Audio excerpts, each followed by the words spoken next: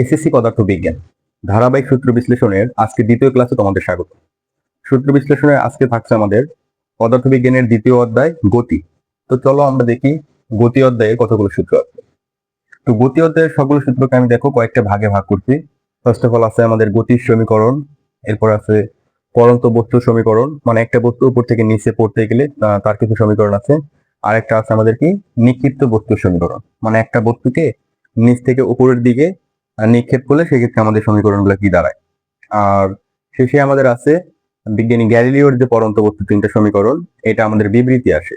ক নম্বরে বলে যে গ্যালিলিওর প্রথম সূত্র, পরন্ত বস্তুর গ্যালিলিওর প্রথম সূত্রটি কি করো, বিবৃতি করো। তো ওই তিনটা সূত্র আমরা দেখবো। তো প্রথমে দেখো আমাদের গতির সমীকরণ। তো গতির সমীকরণ, গতির যে মূল সমীকরণ ওইটা মূলত আমাদের এই যে 1 2 3 4টা। 5 নম্বরটা আমাদের সমবেগের ক্ষেত্রে, এটি আমি লিখে রাখছি। তো দেখো প্রথম সূত্রটা কি বলা হয়েছে, v is equal to u plus ap। তো এখানে ভি ইউ এ টি এগুলা কোনটা দ্বারা কি বোঝায় আশা করি তোমরা জানো। তো না জানলে আমি আবার একটু বলছি। হ্যাঁ, ভিটা কি, ভিটা আমাদের শেষ বেগ,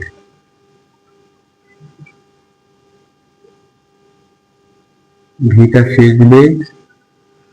ইউটা কি, ইউটা আমাদের আদি বেগ, এটা আদি বেগ। এটা এ হচ্ছে আমাদের ত্বরণ, এ আমাদের ত্বরণ। টিটা কি, টিটা সময়। আর কি আছে, আর এখানে আছে এস, এসটা কি আমাদের, এসটা হইতেছে অতিক্রান্ত দূরত্ব। হ্যাঁ, দূরত্ব, দূরত্ব। তো দেখো গতির সমীকরণের প্রথম সূত্রটা আমরা কখন অ্যাপ্লাই করব বা কিভাবে অ্যাপ্লাই করব। ধরো আমাদের শেষ বেগ দেওয়া আছে, হ্যাঁ, শেষ বেগ দেওয়া আছে, আদি বেগ দেওয়া আছে এবং ত্বরণ দেওয়া আছে। তো আমাদের সময় চাইতে পারে। মূল কথা হলো আমাদের যদি দূরত্বটা কি থাকে, সমীকরণের ভিতরে না থাকে, তাইলে আমরা কি ইউজ করব, এই সূত্রটা ইউজ করব। ঠিক আছে, এই সূত্র কি করবে, সবগুলো ডেটা দেওয়া থাকবে, যে কোনো একটা ডেটা মিসিং থাকবে, আমরা তখন এই সমীকরণটা ব্যবহার করে ওই ডেটাটা বের করে নিয়ে আসবো। এরপরে সেকেন্ড যে সূত্রটা আছে ওইটা কি আমাদের, এটা হলো আমাদের যদি ডেটার মধ্যে যদি আমাদের কি উচ্চ থাকে, যদি ত্বরণ না থাকে, যদি ত্বরণ না থাকে, আদি বেগ এবং যদি শেষ বেগ দেওয়া থাকে, সাথে যদি সময় দেওয়া থাকে, তাহলে আমরা কি করতে পারি, অতিক্রান্ত দূরত্বটা বের করতে পারি। হ্যাঁ, আর এখানে যদি বেগ না থাকে, হ্যাঁ, শেষ বেগ না থাকলে আমরা এটা ইউজ করবো, শেষ বেগ না থাকলে আমরা এখানে এটা ইউজ করবো। তো ত্বরণের জন্য আমাদের একটা সূত্র আছে। ত্বরণ এ সমান আমরা কি লিখতে পারি, A is equal to V minus U divided by T. ত্বরণ এ সমান আমরা লিখতে পারি শেষ বেগ মাইনাস আদি বেগ ডিভাইডেড বাই টি। আর 4 নম্বর যে সূত্রটা, এটা দেখো v square is equal to u square plus 2as। যদি টাইমটা উজ্জ্বল থাকে, হ্যাঁ, টাইমটা যদি না দেওয়া থাকে, তখন আমরা এই সমীকরণটা অ্যাপ্লাই করব। এবার দেখো, আর যদি কি বলে, যদি সমবেগ বলে তাহলে আমরা এটা ইউজ করবো। হ্যাঁ, h is equal to vt, h is equal to vt এটা ইউজ করবো আমরা। সমবেগ বললেই আমরা এটা ইউজ করবো। আশা করি গতির সমীকরণগুলো বুঝছো। হ্যাঁ, গতির সমীকরণগুলো মূলত 4টা মূল গতির সমীকরণ, এই 5 নম্বরটা হচ্ছে সমবেগের ক্ষেত্রে। হ্যাঁ, তো এবার দেখো আমাদের আছে কি পরন্ত বস্তুর সমীকরণ। ধরো একটা বস্তু ভূমি থেকে একটু উপরে আছে, হ্যাঁ, ভূমি থেকে একটু উপরে আছে, ধরো এইচ দূরত্ব বা এই মিটার উচ্চতায় আছে। হ্যাঁ, এইখানে একটা কি আছে, একটা বস্তু আছে। তো এইখান থেকে যদি এই বস্তুটাকে কি করা হয়, ছেড়ে দেওয়া হয়, সেক্ষেত্রে আমাদের কি হয়, সেক্ষেত্রে দেখো এই অভিকর্ষ ত্বরণের প্রভাবে এই বস্তুটা কি হবে, নিচের দিকে পড়তে থাকবে। যদি নিচের দিকে যে একটা বস্তুকে উপর থেকে ছেড়ে দেওয়া হয়েছে, বলবে যে 10 সেকেন্ড পরে বস্তুটির বেগ কত হবে। হ্যাঁ, তখন আমরা এই সূত্রটা ইউজ করবো, v is equal to u plus gp।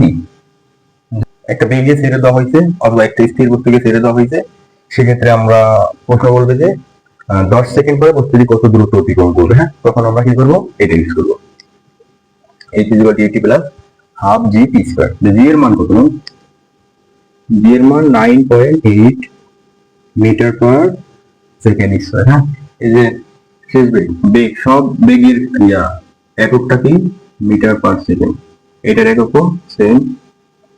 আর ত্বরণেরটা কি ত্বরণ মিটার পার সেকেন্ড স্কয়ার। হ্যাঁ, মিটার পার সেকেন্ড স্কয়ার। আর সময়ের এককটা কি সেকেন্ড, দূরত্বেরটা কি মিটার। ওকে, তো এবার দেখো যদি সময় না থাকে সেক্ষেত্রে যদি বলে শেষ বেগ নির্ণয় করতে, যে দূরত্ব বলবে, যে একটা বস্তুকে স্থির অবস্থান বা স্থির অবস্থানে কোনো একটা বস্তুকে ছেড়ে দেওয়া হয়েছে, ভূমির দিকে ছেড়ে দেওয়া হয়েছে, বলবে যে 4 মিটার দূরত্ব অতিক্রম করার পরে বস্তুটিকে বেগ করতে হবে, তখন আমরা এটি করব v square equal to u square plus 2gh। ঠিক আছে, তো পরন্ত বস্তুর এই কয়েকটা ফর্মুলা আমাদের ইউজ করতে হয়। হ্যাঁ, বুঝিয়ে দিই। তো এবার দেখো নিক্ষিপ্ত বস্তুর সমীকরণ। নিক্ষিপ্ত বস্তু বলতে কি বোঝায়? সেম, এবার হচ্ছে এই ভূমি থেকে উপরের দিকে একটা বস্তুকে কি করবা নিক্ষেপ করবা। হ্যাঁ, ভূমি থেকে উপরের দিকে একটা বস্তুকে নিক্ষেপ করবা। ওইটা ছিল আমাদের উপর থেকে নিচের দিকে ফেলে দিতাম, এটা ভূমি থেকে উপরের দিকে করবো নিক্ষেপ করব। এটা দেখো তো অভিকর্ষজ ত্বরণ, এটা হচ্ছে অভিকর্ষজ ত্বরণের দিকে ফেলে দিতাম আমরা। হ্যাঁ, সেই জন্য আমাদের কি হইতো সবগুলো প্লাস হইতো। এবার দেখো এই অভিকর্ষজ ত্বরণের বিপরীত দিকে দিচ্ছি না আমরা, অভিকর্ষজ ত্বরণ কি করতেছে নিচের দিকে, আমরা বস্তুটাকে দিচ্ছি উপরের দিকে। যেহেতু উপরের দিকে দিচ্ছি মানে অভিকর্ষজ ত্বরণের বিপরীত দিকে দিচ্ছি, সেহেতু আমাদের জাস্ট এই সমীকরণগুলোর যেখানে যেখানে প্লাস ছিল সব জায়গায় শুধু কি হয়ে যাবে মাইনাস হয়ে যাবে, বাদ বাকি সবকিছু সেম। হ্যাঁ, দেখো আমাদের বেগ বের করতে বললে v equal to u minus gt। হ্যাঁ, যেহেতু আমাদের অভিকর্ষ ত্বরণের বিরুদ্ধে কাজ করতেছে, এবং দূরত্ব বের করতে বললো সেম। এখানে দেখো আমাদের 4 নম্বর যে সূত্রটা আছে, বলবে যে সর্বোচ্চ উচ্চতা, মানে একটা বস্তুকে নিক্ষেপ করা হলে, একটা বেগে যদি একটা বস্তুকে নিক্ষেপ করা হয় তাহলে বস্তুটা সর্বোচ্চ কত উচ্চতায় পৌঁছাবে। হ্যাঁ, সেক্ষেত্রে দেখো এই ফর্মুলাটা আমাদের কিভাবে আসছে। এই যে দেখো আমরা কি জানি v square is equal to u square plus u square minus 2gh। ঠিক আছে, বস্তুটাকে যদি উপরের দিকে নিক্ষেপ করা হয় সেক্ষেত্রে আমরা এই সূত্রটি ইউজ করতে পারি। এখান থেকে দেখো সর্বোচ্চ উচ্চতা বলতে কি বোঝাইছে, যে একটা বস্তুকে নিক্ষেপ করা হয়েছে সর্বোচ্চ উচ্চতা। দেখো তো একটা বেগে নিক্ষেপ করা হলে এই বেগটা যখন গিয়ে শূন্য হয়ে যাবে তখনই তো বস্তুটা থেমে যাবে, তাই না? ওইটা হবে বস্তুটার সর্বোচ্চ উচ্চতা, এবং এখান থেকে বস্তুটা আবার নিচে দিকে কি করবে পড়তে থাকবে।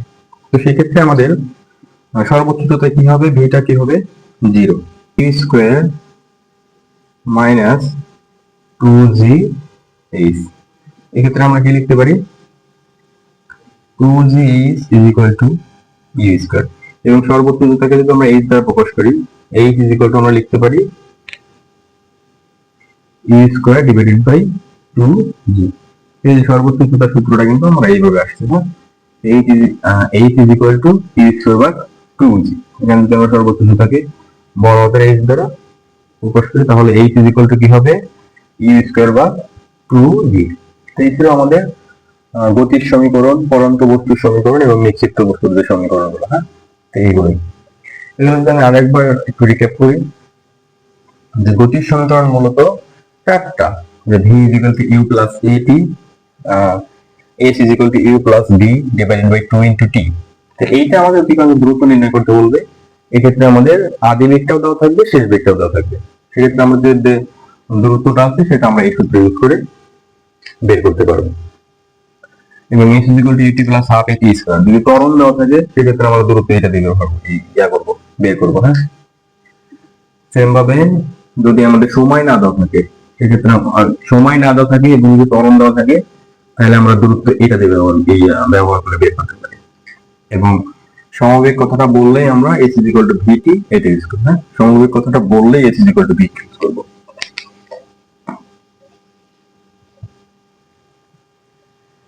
এবং পরন্ত বস্তুর সমীকরণগুলো কি আছে, পরন্ত আর নিক্ষিপ্ত দুটো একসাথে বলি। আচ্ছা, পরন্ত যদি বলে যদি অভিকর্ষ ত্বরণের দিকে পড়ে সেক্ষেত্রে আমরা এখানে প্লাস ব্যবহার করব, আর যদি বিপরীত দিকে ক্রিয়া করে মানে উপরের দিকে যদি নিক্ষেপ করি সেক্ষেত্রে আমরা এখানে কি ইউজ করব মাইনাস ইউজ করব। ওকে, এবার আসলে আমাদের গ্যালিলিও বিজ্ঞানী গ্যালিলিও পরন্ত বস্তু নিয়ে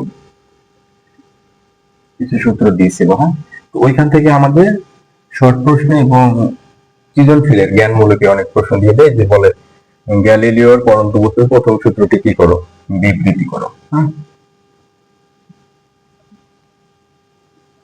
দেখো গ্যালিলিও, বিজ্ঞানী গ্যালিলিও কি বলছিল, কলমটা অনেক ডিস্টার্ব করতেছে।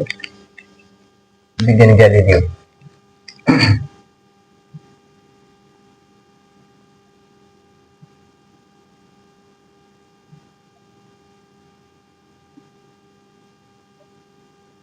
গ্যালিলিও বিজ্ঞানী গ্যালিলিও তিনটা সূত্র দিয়েছিল। হ্যাঁ, প্রথম সূত্রটায় উনি কি বলছিল, উনি বলছিল যে বিনা বাধায় দুটি পরন্ত বস্তু সমান সময়ে সমান দূরত্ব অতিক্রম করবে। হ্যাঁ, ধরো কোনো একটা স্থানে কোনো বাধা নেই, মানে বাতাসের কোনো বাধা নেই, এরকম কোন স্থানে যদি দুইটা বস্তুকে একসাথে তুমি ছেড়ে দাও, হ্যাঁ, ধরো একটা আমাদের লোহার বল আছে আর একটা কি আছে, আমাদের কাগজের টুকরো আছে। হ্যাঁ, একটা লোহার বল, একটা কাগজের টুকরা, এখানে কোনো কি নেই, বাতাসের প্রভাব নেই। এখানে যদি আমরা এখান থেকে যদি দুইটা বস্তু ছেড়ে দিই, দুইটা বস্তু সমান সময়ে সমান দূরত্ব অতিক্রম করবে।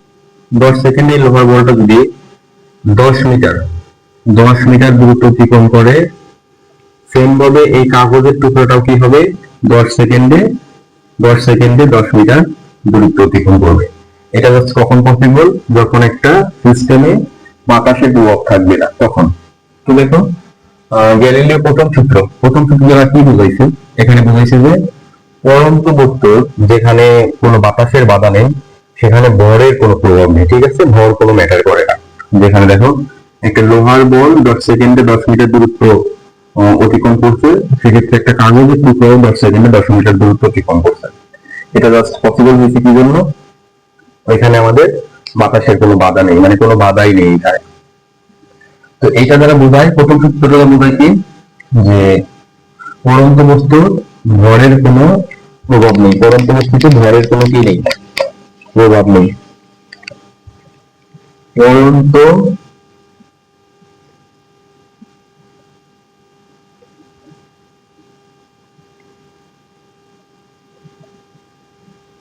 বস্তুর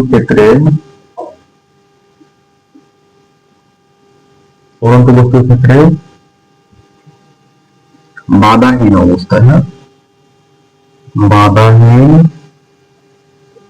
অবস্থায় ভরের কি নেই, প্রভাব নেই। হ্যাঁ, ভরের প্রভাব নেই, ভরের প্রভাব নেই। এবং আমাদের 2 নম্বর যে সূত্রটা আছে, হ্যাঁ, 2 নম্বর সূত্রটা কি বলছে, বিনা বাধায় পরন্ত দুটি বস্তু, বিনা বাধায় পরন্ত বস্তুর বেগ, বিনা বাধায় যে বস্তুটা পড়বে ওই বস্তুর বেগ সময়ের সমানুপাতিক। হ্যাঁ, এই বস্তুটা যে পড়তেছে এই বস্তুটার বেগ সময়ের সমানুপাতিক, মানে সময় যত বাড়বে বস্তুটার বেগ তত বৃদ্ধি পাবে। মানে আমাদের 2 নম্বর সূত্রটা কি বলছে, 2 নম্বর সূত্রটা বলছে যে বিনা বাধায় পরন্ত বস্তুর বেগ সময়ের সমানুপাতিক, সময় যত বৃদ্ধি পেতে থাকবে এর বেগও তত কি হতে থাকবে, বৃদ্ধি পেতে থাকবে। এরপরে 3 নম্বর সূত্রটা কি বলছে, যে বিনা বাধায় পরন্ত বস্তু অতিক্রান্ত দূরত্ব সময়ের কি বর্গের সমানুপাতিক। হ্যাঁ, তো প্রথম সূত্রটা কি, বিনা বাধায় পরন্ত দুটি বস্তু সমান সময়ে সমান দূরত্ব অতিক্রম করবে। এটা দ্বারা বোঝাইছে কি, যে পরন্ত বস্তুর ক্ষেত্রে যদি ওই সিস্টেমে বাধা না থাকে সেক্ষেত্রে ভরের কোনো কি প্রভাব নেই। আর 2 নম্বরটা কি বলছে, 2 নম্বরটা বলছে যে পরন্ত বস্তুর বেগ সময়ের সমানুপাতিক। আর 3 নম্বরটা কি বলছে, পরন্ত বস্তুর বিনা বাধায় পরন্ত বস্তুর অতিক্রান্ত দূরত্ব সময়ের বর্গের সমানুপাতিক। ঠিক আছে, সময়ের বর্গের সমানুপাতিক। এই ছিল আমাদের গ্যালিলিওর যে পরন্ত বস্তুর 3টা সমীকরণ। হ্যাঁ, 3টা সমীকরণ এটা। তো দেখো আমাদের গতির সমীকরণ, পরন্ত বস্তুর সমীকরণ, নিক্ষিপ্ত বস্তুর সমীকরণ এবং গ্যালিলিওর যে 3টা সমীকরণ আছে এটা বিবৃতি সহ দেখাই দিলাম। হ্যাঁ, তো এই ছিল আজকের গতি অধ্যায়ের যে ফর্মুলা বিশ্লেষণ বা সূত্র বিশ্লেষণ। নেক্সট ক্লাস থাকবে আমাদের বলের উপরে।